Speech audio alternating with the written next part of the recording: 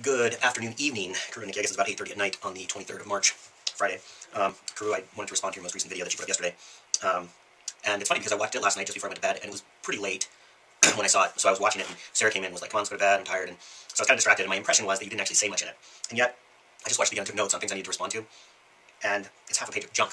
Clearly, we're enjoying this way too much. Anyway, to start off with, okay, the weather. So you were 6 minutes and 20 seconds into the video when you finally stopped talking about the weather. 6 minutes and 20 seconds. And then you came back to the weather again at 14 minutes and 30 seconds into the video. I mean, what? You clearly have no life. Anyway, moving on. Relating to the weather, though, Nikki, in your video with Mike in his truck sliding into the gate post or whatever it is, in your 1% gate at home, it actually reminded me a little bit when, before we went to Belize, we bought this 1978 Land Cruiser, I think we mentioned that. And so I had never done any driving of a four-wheel drive vehicle in any sort of contentious situations. So I went out into the logging roads outside of McCleary, Washington, where we were living at the time, and just started driving around and driving through these crazy places. And I took Sarah out, and I was like, we gotta learn to drive in rough conditions. I don't know, you're stupid. And so we put in four-wheel drive and drove through some bogs and up hills and crazy places where if we'd gotten stuck, we never would have gotten out. So then I was letting Sarah drive at one point, and it was all rainy and wet, and we were going down the sliding road, and the truck started sliding, and it was on mud, and so it ended up banging into, it was similar to Mike's sliding, and there was like a drop-off on one side and something else on the other, and so and Sarah was driving, and she like banged into the berm on the left side because she didn't want to go off the edge, and the front tire jerked, and it didn't have power steering, so the wheel jerked, and she almost broke her wrist, and it was a traumatic experience for her. And after that, I did most of the driving in that vehicle in any sort of contentious situations. Of course, I have these little scrawny girly wrists, so I would have broken my wrist just as soon as she would. She's probably stronger than I am. Anyway, that's my story, and Mike's truck sliding reminded me of that. So yeah, Karu, actually, it just struck me. You're banging on Nikki again about this whole 1%er thing in the school, and the private school, and blah blah blah. And I just gotta say that Nikki's involvement in her school reminds me of somebody, and I'm having trouble putting my finger on it, but it's somebody who spent multiple years as the president of the school board for a Montessori school, and like did all this fundraising and actually oversaw the construction of a new school building, or maybe addition on the school building. I just can't remember who it was, but it seems really similar to what Nikki was talking about, except for kind of to the nth degree, more extreme than what Nikki did. But still sort of this elitist, where we've got our own special school and we're doing our own thing, looking at our nose at people. Yeah, if I can remember who that was. If you have any ideas, let me know. So going to the Packers game, I gotta say that I'm not actually thrilled with the idea of going to a Packers game in December in the freaking cold weather and eating sauerkraut. I'm all for brats. There's a guy who makes brats down at the local farmers market here, and I really like him, and like he's commissioned me to play music in a couple different places. But I never get his brats with sauerkraut. I did it one time, and I just don't like sauerkraut. It's not my thing, and cold is not my thing either. So I got a better idea. What needs to happen is you need to come, and you and I and Nikki all need to go see the Portland Timbers play the LA Galaxy or the Seattle Sounders or somebody at Jeld-Wen Field. We've got to do that. That sounds like more. That's a cultural experience. That's a touchstone in the Northwest.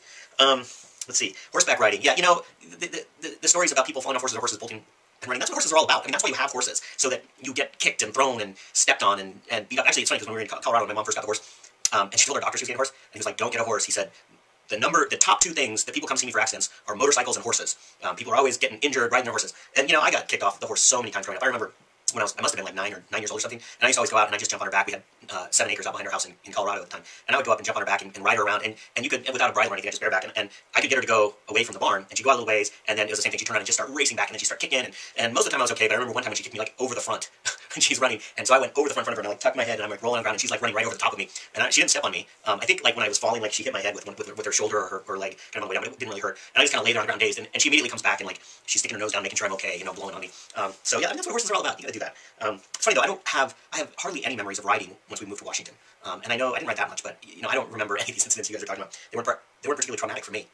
I don't know. Maybe I was already brain damaged by then. I wanted to look. The poem you're talking about, Karu, was a Robert Frost poem. Frost. Let's see. And I can't remember. And the trees we were on were alders. Robert Frost Alder Swamp. Here we go. And well, yeah, that's not it. But the poem's about, and I thought it was willow trees or aspens. Maybe it's aspens. But the trees behind our house were alders. I think it's aspen. Robert Frost aspen. Oh gosh, yeah. I'll have to find it before I talk to you. But yeah, it's a great poem. And my dad actually read this poem to me, and it's this great poem about how it's aspens or willows. There's these trees that grow in swamps that tend to be very supple, and he talked about his kids shimmying up the trunks, and then you get to as high as you possibly can, and then you jump out from the trunk, and you're 20, 25 feet up in the air, and you just hold onto it, and the whole tree bends, and then you just hold it, and it actually sets you down on the ground. You let go, and it springs back up, but they end up all bent in different directions when you do that. And this poem talks about how the snow does the same thing to him, but he likes to imagine that it was all little boys out swinging off of them.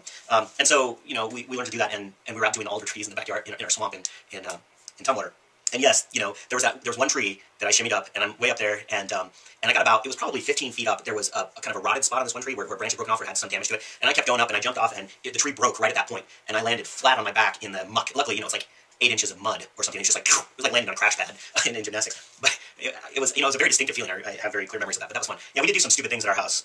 But, you did stupid things everywhere, Crew, didn't you? I mean, I remember, like, jumping bicycles off the back. Well, when we piled up all the cushions, when we went inside the house and got all the cushions off the beds and the sofas, and then did flips off the back porch down the hill. That was pretty dangerous. I don't remember racing through the house and doing that, though. I remember standing on the top of the railing, the porch railing, and doing flips off it. Anyway, yeah. Let's see, what else do I have here? My mom, you say my mom yelled at you. And I don't, maybe I've idealized my mom. I mean, I remember my dad yelling, and my dad getting ticked off and yelling at us, or yelling at me, but I never really remember my mom yelling at me. And maybe she chastised you politely, or, but I don't remember, I can't imagine her actually yelling at you. I can imagine your mom yelling at me, but, maybe it's just a perception thing, like I said. The next thing you said, Drew, I have to tell you that you were talking about something with Nikki, about slapping your dinger. I really don't want to hear about you slapping your dinger. You're married, you have kids. Why are you still slapping your dinger? That's all I want to know. Blair Witch Project. I did not see it. I'm familiar with it. I have no intention of ever seeing it. That kind of thing just doesn't do much for me. I'm not a horror flick kind of guy. Speaking of which, are you going to see the Hunger Games? I don't know, Nikki, have your kids read the Hunger Games? Drew, I haven't read it. Sarah read the first book and said it was a good book, but she had no desire to read any other books. I think my kids have all read, at least my older 3 kids have all read the books. It sounds depressing though, and maybe I'm middle-aged and I just want happiness and escape in my entertainment. I don't want to read a dystopian book about a bunch of teenagers killing each other. Just me. Hole saw. Oh yes, so what happened with the hole saw? So yeah, so what happened, I went down to PGG where I usually go to buy the stuff, and they didn't have a hole saw bit large enough. And so they said either go to Standard Plumbing or go down to Zimmerman's downtown. And I usually go to Zimmerman's, but Zimmerman's doesn't have as large a selection usually. So I thought, well, I'll go to Standard Plumbing because they'll have it. And so I got it there, but what they had was just that unit that I bought, and it was like $53 for that thing. And then I got home and realized that it was too large, like you said. And so I went, the first thing I did was I tried to call Scott Fairley across the street to see if he had a drill that would fit that. But nobody else was around, so then I just went down to Zimmerman's, and they had, for $20, a cheaper bit that was the right size that actually fit my drill.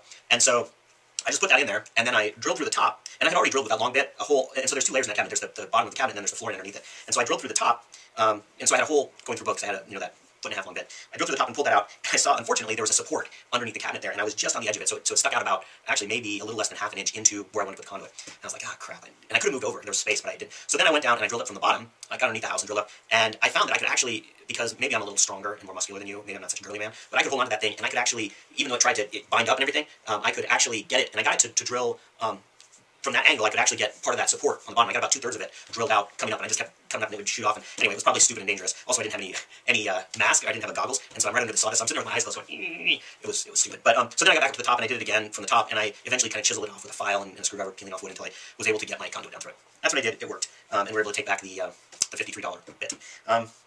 Let's see. Why do I run 2 cables? Well, the reason that you gave is absolutely right. It's if you're pulling cable, it costs So I had something like 1,000 feet, 26 cents a foot. So if I'm running 20 feet, that's like $4.50 in cable. And the amount of time it takes to pull that cable and the nightmare that it is. So for an extra $5, I've got 2 drops. And the thing is that you almost always find that you never have enough drops. So we ran, the standard for drops that we asked for in our spec when we built the building was for every workstation, 4 drops. For every office space, 4 drops, and minimum of 4 drops in the room, 4 drops per person. So if you've got 2 people, 8 drops. And the reason you do that, well, in that case, we have an IP phone, so the phone takes up a drop, and we'll be able to actually use those ports for the phone. Actually, the Cat 5 or the Cat 6 cables and the RJ45 jacks, you can actually plug in was it RJ15? I can't remember the phone jacks. You can actually plug them in and they'll fit, and just use two of those pairs instead of all 4. So we can use that as a phone.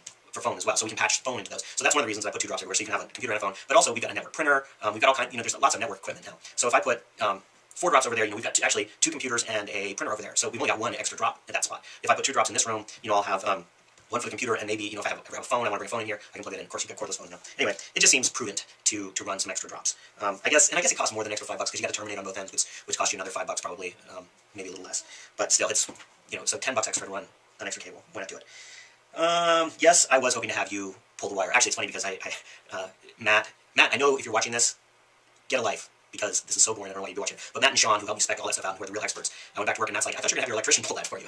And ideally, I would have had Ron pull it, or you pull it, if you've been out here. But, it ended up, I just wanted to get it done, and I wanted to get it done before we had the potluck, which we're having tomorrow, because I want to move all that stuff out the stage in there, which I'm going to show you, actually, at the end of this video. I'm running pretty long here, though. The question of MDF, main distribution facility, and, it's one of those things where, when we're building our new building, everybody used the term MDF, and you just get used to using it, because, and when they first were using it, I never heard the term MDF used. And there's MDFs, your main distribution facility, and your IDFs, your interim distribution facility. So networking closet somewhere, so you run a main fiber patch to your networking closet, and then you run all your networking cables out from there to the offices. And in your MDF, that's where your DMARC is, where you bring in your phone and your internet service into your MDF, and then you distribute everything out from there. So, yes, I call it an MDF. It's a networking closet.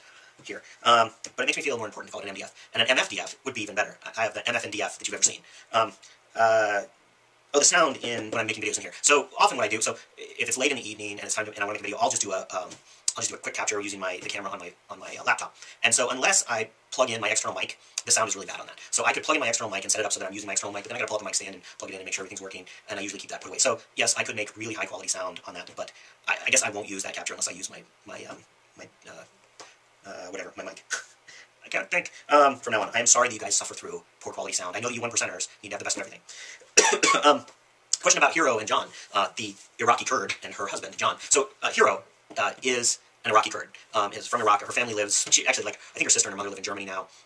They got out, but she grew up until a certain, I don't know how old she was when she left Iraq, but, she actually lived in Wales for a while and then came over and did her PhD at University of Minnesota. And she met John there. John worked in the lab. I think he has a master's degree in chemistry or something. And he's a good Lutheran Minnesotan, and he married her and converted to Islam, and he now tutors math, tutors art. He taught Brennan Carew calculus and physics, and he's going to teach Gareth calculus and physics over the next year and a half, and he's real excited about that. And he's just great. He's a very, very good teacher. He's really enthusiastic and good guy. And Hero's great too. She's actually, she's super opinionated and very strong personality, and would probably be really tough to work with. But I really enjoy her company, and she always has strong opinions. And when Carew and Haval, their son, were playing soccer, she'd always been silently just yelling at him and getting on his case, and it was pretty funny. Probably a lot like your mom, Carew.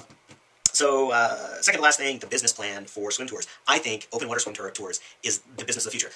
The only thing is that what we're going to have to do in order to run this business is we're going to have to do a lot of research. We're going to have to go find sites where there are good open water swims and figure out how to make them safe. And we're going to have to get some quality boats and equipment and first aid and figure out how to make this a safe proposition, because we want to make sure that we don't injure anyone or lose anyone. And then we need to figure out a way to screen potential swimmers as well. But I am completely on board for that, and I think we should start by going to Belize. And actually, we can consult my friend Will Heyman, who is this marine biologist who I work for, because I bet he would have some great ideas.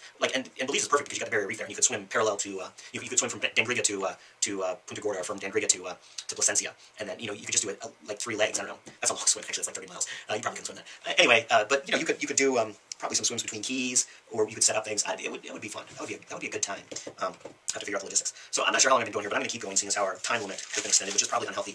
I want to show you. So we're doing an open house / potluck tomorrow, and I came home last night to find that Nikki, I talked about how the furniture was arranged, and I said, yeah, the furniture will be rearranged. Well, that's what happened. So I'm going to eat this chocolate.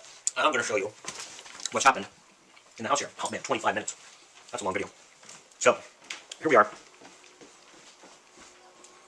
and you can see that what's happened here is Sarah has moved the kitchen table into this space over here where the sofa was. Nikki, we used some of your ideas about floating furniture to see how the furniture floats. And actually there's a little bit of other stuff going on there. We also strategically placed a cat to add some color to the room. So yeah, you can see that this has all been redone. Hey, look who's here. Hi, Dad. Hi, Taryn. Are you going to bed? Did you buy me a Norwegian hoodie? I did not. You didn't? No. My wife doesn't love me. I need to buy more things. She only shows her love. We're an austerity program, right? That's right, we are an austerity program. So yeah, you can see that this has been rearranged, and I'm curious what you think. This space over here is still a little large for this table, but I think it fits better in that space. It looks a little bit better. I don't know. And I like, actually, this over here, this furniture I think fits really well in this space. Let's back up over here. Yeah, I think that furniture is great in this space. And actually, what I think we should do, Sarah, is move our china cabinet right here on this wall. Maybe. We can look into it. Okay. So, yeah, this is still, we need a bigger table. We do not need a bigger table. Yes. So, yeah, and you saw, I think I showed you before, this over here now has 2 laptops, a scanner, copier, fax machine, and a network printer in the bathroom. Actually, so this sink still isn't finished. Apparently they shipped a second sink, and it was also broken. So, yeah, we haven't seen Ron around either for a while. I think he's busy doing other stuff. So yeah, we're going to have our potluck tomorrow, and you guys are welcome to come. It's 5 o'clock, and hopefully we'll see you there, and if we don't, well, that pretty much tells us how you feel about us. I'm going to try to break this into 2 halves, seeing as how it's half an hour long. Until I talk to you again, stay